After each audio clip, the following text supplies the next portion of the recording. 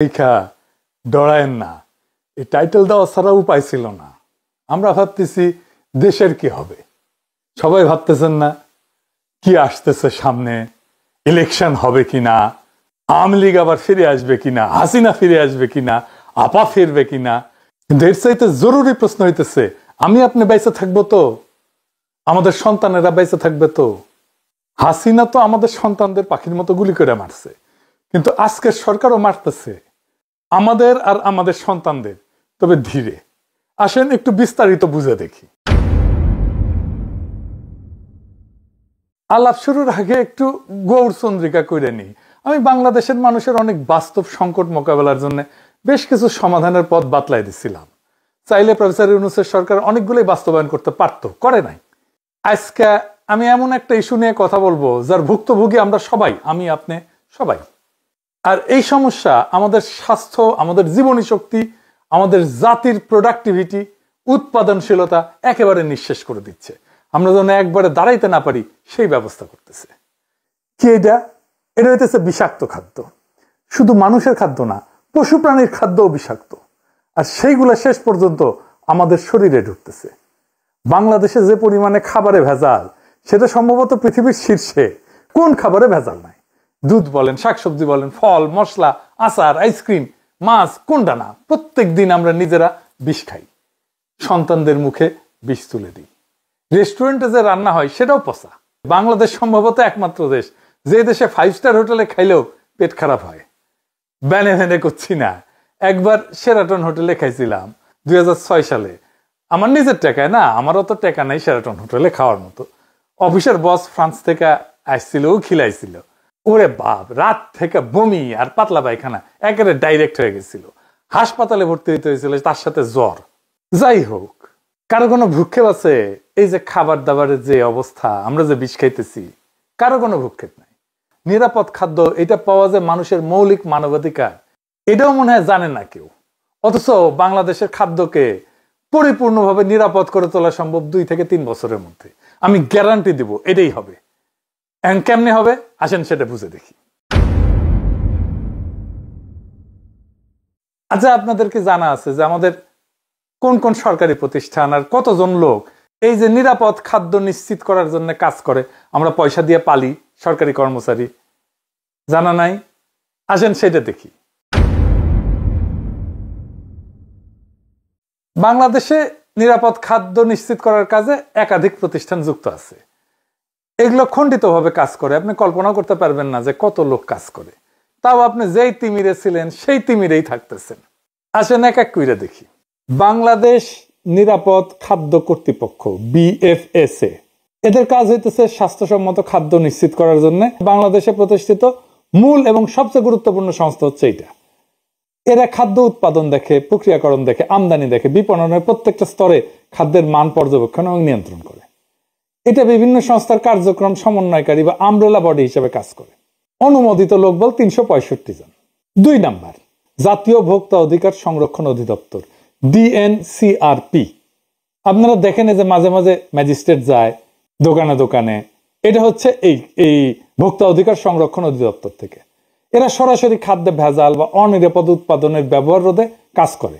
এই সংস্থায় বাজার অভিযান পরিচালনা করে এবং অস্বাস্থ্যকর এবং ভেজাল খাদ্য বিক্রির বিরুদ্ধে আইনানুগ ব্যবস্থা গ্রহণ করে। ভোক্তারা যদি অভিযোগ করে তার ভিত্তিতেও তারা তদন্ত করে, জরিমানা করে। এদের লোকবল অনুমোদিত 664 জন। 3 number, Bangladesh standards and testing institution, BSTI। Seal দেখেন না BSTI, এটা হইতেছে সেটা। বিভিন্ন খাদ্য পণ্যের মান নির্ধারণ করে এবং সেই মান অনুযায়ী পণ্য উৎপাদন হচ্ছে কিনা সেটা নিশ্চিত করে। তারা পণ্যের অনুকূলে BSTI এর একটা সিল দেয়, যা পণ্যটা নিরাপদ কিনা এইটার নিশ্চয়তা দেয়। খাদ্যে ভেজাল রোধ এবং সঠিক পরিমাণ নিশ্চিত করতে BSTI নিয়মিত ভ্রাম্যমাণ আদালত পরিচালনা করে। বর্তমানে এদের 664টা পদ আছে, আরো 1600 পদ এই সরকারি নিয়োগ দেবে, এটা পরিকল্পনা গ্রহণ করা হয়েছে। 4 নাম্বার, জনস্বাস্থ্য ইনস্টিটিউট, IPH। এইটা স্বাস্থ্য অধিদপ্তরের অধীনে থাকা জনস্বাস্থ্য রক্ষার জন্য একটা গুরুত্বপূর্ণ প্রতিষ্ঠান। এর অধীনেই আছে national food safety laboratory, NFSL। এই যে এটা খাদ্যের রাসায়নিক এবং মাইক্রোবায়োলজিক্যাল পরীক্ষা, অণুজীব পরীক্ষা, এটার মাধ্যমে গুণগত মান এবং নিরাপত্তা যাচাই করে। এইটা দেশের অন্যতম প্রধান খাদ্য পরীক্ষাগার। এইটার লোকবল আমি ঠিক খুঁজে পাই নাই, কিন্তু অনুমান করি এটা 100-র মতো হবে আর কি। 5 নাম্বার, বাংলাদেশ বিজ্ঞান এবং শিল্প গবেষণা পরিষদ, BCSIR, সায়েন্স ল্যাবরেটরি। যেটা এই প্রতিষ্ঠান মূলত একটা গবেষণা সংস্থা, কিন্তু এর অধীনে থাকা খাদ্য বিজ্ঞান প্রযুক্তি ইনস্টিটিউট আছে একটা, IFST। এরা নিরাপদ খাদ্য নিয়ে গুরুত্বপূর্ণ গবেষণা করে এবং তারা খাদ্যের পুষ্টিগুণ, টক্সিন মানে বিষ আছে কিনা খাদ্যের মধ্যে, ভেজাল শনাক্তকরণের নতুন পদ্ধতি উদ্ভাবন করে, যা নিরাপদ খাদ্য নিশ্চিতকরণে পরোক্ষভাবে সহায়তা করে। IFSTর ওয়েবসাইটে এই ইনস্টিটিউটে 50 জনেরও বেশি বিজ্ঞানী গবেষক কর্মরত আছে। তো বিজ্ঞানী গবেষক ছাড়াও তো ইনস্টিটিউটে গবেষণা সহায়তার জন্য ল্যাব টেকনিশিয়ান লাগে, প্রশাসনিক সহকারী লাগে, কর্মচারী লাগে। তো সব মিলে বিবেচনা করলে ধরেন এদেরও 100-র মতো লোকবল হবে। এই প্রতিষ্ঠানগুলো ছাড়াও স্বাস্থ্য অধিদপ্তরের স্যানিটারি ইন্সপেক্টর এবং সিটি কর্পোরেশন এবং পৌরসভার স্বাস্থ্য বিভাগ মাঠ পর্যায়ে রেস্তোরাঁ, যারা খাবার বিক্রি করে, এই সমস্ত প্রতিষ্ঠান পরিদর্শন করে নিরাপদ খাদ্য নিশ্চিত করে। স্বাস্থ্য অধিদপ্তরের অনুমোদিত কাঠামো অনুযায়ী প্রত্যেকটা উপজেলায় এক বা একাধিক স্যানিটারি ইন্সপেক্টর আছে এবং সহকারী স্যানিটারি ইন্সপেক্টর আছে। সেই হিসাবে সারা দেশে 495টা উপজেলায় এই সংখ্যা প্রায় 1000 থেকে 1200 জন। সিটি কর্পোরেশন এবং পৌরসভাগুলোর স্থানীয় সরকার মন্ত্রণালয়ের অধীনে পরিচালিত হয় এবং তাদের নিজস্ব স্বাস্থ্য বিভাগ এবং জনবল কাঠামো আছে।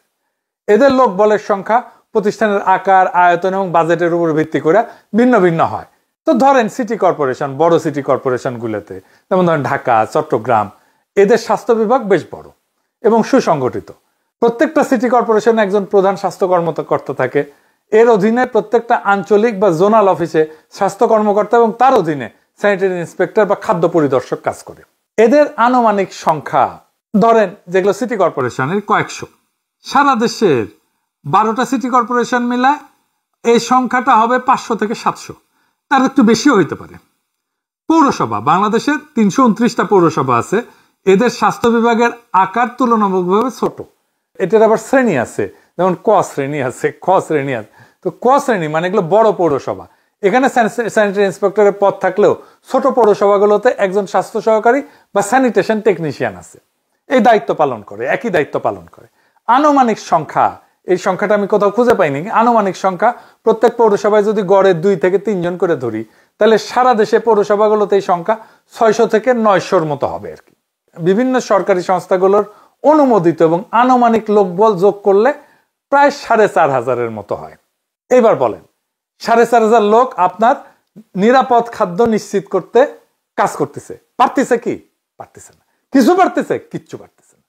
আচ্ছা, আমরা আশেপাশের কিছু পরিসংখ্যান দেখি, মানে ধরেন আশেপাশের দেশ, ধরেন ইন্ডিয়ারটাই দেখি। আসেন ইন্ডিয়ারটা একটু দেখি, আমরা মিলাই দেখবো বাংলাদেশের সাথে। ইন্ডিয়ায় ঠিক একই কাজ কতজন করে জানেন? 27500 জন। বাংলাদেশে জনসংখ্যা তো প্রায় 17 কোটি। তো মোট লোকবল হচ্ছে 4500-এর মতো। প্রায় প্রত্যেক 39,000 জনের জন্য একজন পরিদর্শক। ইন্ডিয়ার জনসংখ্যা 140 কোটি। লোকবল আছে প্রায় 25,000 ধরলাম আর কি, 25 থেকে 30,000 ধরলাম, 27,500 গড়ে। তো তাইলে প্রত্যেক 51,000 জন মানুষের জন্য একজন পরিদর্শক। তাইলে আমাদের লোকবল ইন্ডিয়ার চাইতে বেশি। তাইলে ইন্ডিয়ার চাইতে কি খাদ্য আমাদের দেশে বেশি নিরাপদ? আসেন সেটা দেখি। ইন্ডিয়া একটা গবেষণা হয়েছিল এবং পাওয়া গেছে যে 42% খাবারে ভেজাল পাওয়া গেছে। তার মানে 58% খাবার ভালো। আমাদের দেশে ভেজাল কত? 76% খাবারে ভেজাল, মানে 24% খাবার ভালো। তাহলে আমাদের এই 4500 লোক বল কি বাল ফেলাইতেছে? কিচ্ছু না। অন্তত ইন্ডিয়া স্ট্যান্ডার্ড তো মেনটেন করবে। কি ভয়াবহ অবস্থা বিরাজ করতেছে দেখেন। তাহলে এখান থেকে উত্তরণের পথ কি? আচ্ছা, এবার আলাপে যাওয়ার আগে আরেকটা তথ্য দেখে নি। আমেরিকাতে কতজন কাজ করে নিরাপদ খাদ্য নিয়ে কাজ করতে? 5,500। যুক্তরাষ্ট্রে জনসংখ্যার হিসাবে প্রত্যেক 61,000 জনে একজন খাদ্য পরিদর্শক কাজ করে, একজন খাদ্যকর্মী। মানে আমরা আমেরিকার চাইতে বেশি লোক নিয়ে আমরা কিছুই করতে পারতেছি, কিছুই করে না। এরা হয় জানে না অথবা কাজ করে না, বসে থাকে খালি বেতন গুনে। তাইলে এগুলোর পাবলিকের ট্যাক্সের টাকায় পাইলে লাভ আছে? নাই। সরকারের কি কোনো মাথা ব্যথা আছে? নাই। যেভাবে চলতেছে কেউ প্রশ্ন করে না। এটা নিয়ে যে কাজ করতে হবে সেটাও কেউ বলে না। তাইলে এখন আমাদের কি করতে হবে? এই যে জটিল অবস্থা, এই জটিল অবস্থা সামলানোর মতো প্রতিষ্ঠান আমাদের নাই। একটা প্রতিষ্ঠান আছে যেটা মোটামুটি ভালো কাজ করে, সেটা হইতেছে ড্রাগ অ্যাডমিনিস্ট্রেশন। ড্রাগ অ্যাডমিনিস্ট্রেশনকেই আমাদের মূল ইনস্টিটিউট করে সবগুলো খুচরা খাচরি যেগুলো বিভিন্ন জায়গায় ছড়াই ছিটা আছে সবগুলোকে ড্রাগ অ্যাডমিনিস্ট্রেশনের আন্ডারে আনতে হবে এবং আমাদের নাম দিতে হবে আমেরিকার মতো ফুড অ্যান্ড ড্রাগ অ্যাডমিনিস্ট্রেশন। খাদ্য এবং ওষুধের অ্যাডমিনিস্ট্রেশন, এদের এক্সপার্টাইজ আছে, দক্ষ লোক, এরা জানে কিভাবে ওষুধের মান নিয়ন্ত্রণ করতে হয় এবং এরাই পারবে খাদ্যেরও মান নিয়ন্ত্রণ করতে। তো যুক্তরাষ্ট্রে FDA কি করে আসেন একটু বুঝে দেখি। 1 নাম্বার, খাদ্য নিরাপত্তা এটা নিশ্চিত করে, ওষুধ নিয়ন্ত্রণ করে, চিকিৎসা যন্ত্রপাতি মেডিকেল ডিভাইস এটা নিয়ন্ত্রণ করে, ভ্যাকসিন এবং বায়োলজিক্স আরেক ধরনের ওষুধ সেটা নিয়ন্ত্রণ করে, তামাক নিয়ন্ত্রণ করে এবং কসমেটিক্স এবং সাপ্লিমেন্টস নিয়ন্ত্রণ করে। সাপ্লিমেন্টস মানে যে ভিটামিন টিটামিন এই সমস্ত, প্রোবায়োটিক ইত্যাদি ইত্যাদি। বাংলাদেশে FDA ধাঁচের শক্তিশালী দপ্তর করতে হইলে জনবল ধাপে ধাপে বাড়ানো বাস্তবসম্মত।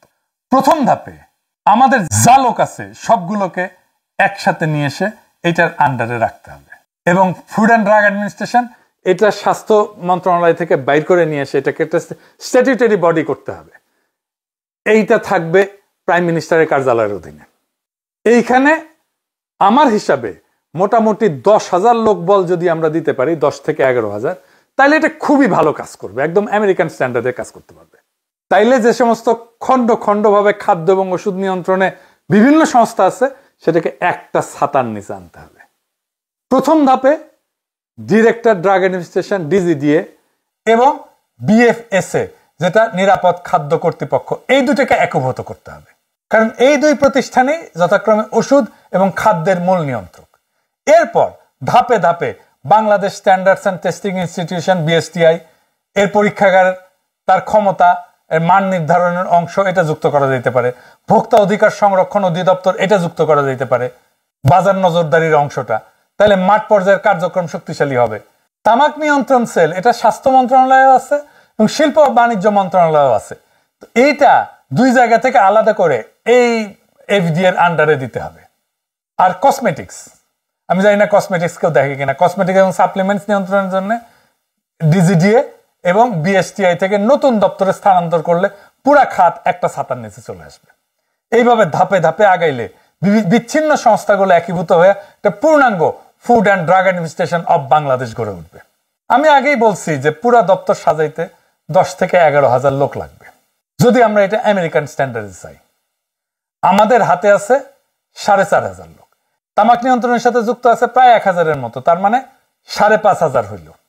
আর ড্রাগ অ্যাডমিনিস্ট্রেশনে প্রায় 1100 লোক আছে, তার মানে 6,600 লোক আমার কাছে এখনই রেডি, আমরা তাদেরকে বেতন দিই। এই জনবল আমার এখনই আছে। তো কোন দপ্তর কিভাবে কোথায় যাবে তার একটা খসড়া করছি এইভাবে। এইটা সাহেব এটা একটু পাশে দেখান, আমি বলতেছি।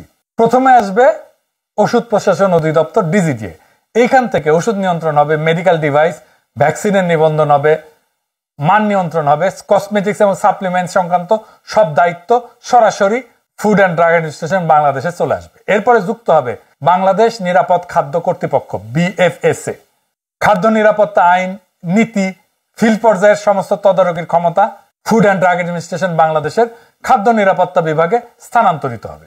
BSTI থেকে খাদ্য এবং কসমেটিক্সের মান নির্ধারণ হবে এবং পরীক্ষাগার কার্যক্রমের একটা অংশ যুক্ত হবে। স্থানীয় সরকার প্রতিষ্ঠান যেমন সিটি কর্পোরেশন, পৌরসভা, যাদের ভ্রাম্যমাণ আদালত এবং স্যানিটারি ভেটেরিনারি ইন্সপেকশন ক্ষমতা আছে, তারা সমন্বিত হয়ে ফুড অ্যান্ড ড্রাগ অ্যাডমিনিস্ট্রেশনের খাদ্য নিরাপত্তা বিভাগ এবং ভোক্তা অধিকার সেলের সঙ্গে কাজ করবে, তাদেরকেই রিপোর্ট করবে। স্বাস্থ্য অধিদপ্তর এবং রোগতত্ত্ব রোগ নিয়ন্ত্রণ যেটা IEDCR, এইখান থেকে ভ্যাকসিন এবং বায়োলজিক্সের মান নিয়ন্ত্রণ এবং গবেষণা অংশ যুক্ত করতে হবে। ভোক্তা অধিকার সংরক্ষণ অধিদপ্তর মানে DNCRP, এটার বাজার নজরদারির একটা অংশ যুক্ত হবে যাতে খাদ্য এবং ওষুধ সংক্রান্ত প্রতারণা প্রতিরোধে food and drug administration Bangladesh কার্যকরভাবে ভূমিকা রাখতে পারে। সবশেষে স্বাস্থ্য মন্ত্রণালয়ের তামাক নিয়ন্ত্রণ সেল এবং শিল্প ও বাণিজ্য মন্ত্রণালয়ের তামাক উৎপাদন এবং বিপণন অনুমতির ক্ষমতা একত্রিত হয়ে ফুড অ্যান্ড ড্রাগ অ্যাডমিনিস্ট্রেশন বাংলাদেশের তামাক নিয়ন্ত্রণ বিভাগ গঠন করবে। এইভাবে ডিজিডিএ থেকে ওষুধ, বিএফএসএ থেকে খাদ্য, বিএসটিআই থেকে মান নিয়ন্ত্রণ, স্থানীয় সরকার থেকে ফিল্ড ইন্সপেকশন, ডিজিডিএস থেকে এবং আইডিএস থেকে ভ্যাকসিন, ডিএনসিআরপি থেকে বাজার তদারকি এবং টোবাকো সেল থেকে তামাক নিয়ন্ত্রণ সব একত্রিত হয়ে একটা পূর্ণাঙ্গ food and drug administration of Bangladesh গড়ে উঠবে। বিষমুক্ত খাদ্য মানে শুধু স্বাস্থ্য না, এটা আমাদের অধিকার, এটা আমাদের ভবিষ্যৎ। আমরা চাই দুধে বিষ না, বিশুদ্ধতা। আমরা চাই শাকে রাসায়নিক না, প্রাণের গন্ধ। আমরা চাই রেস্টুরেন্টে ভোজ, হাসপাতালের শয্যা না। আজ সময় আসছে আমরা বলবো একসাথে, আমরা নিরাপদ খাদ্য চাই, এখনই চাই, আজই চাই। এই দাবিই আমাদের শক্তি, এই দাবিই আমাদের বাঁচার শপথ। যেদিন ভেজাল মুক্ত খাদ্য হবে সবার অধিকার, সেদিনই জন্ম নেবে একটা শক্তিশালী, সুস্থ, অদম্য বাংলাদেশ।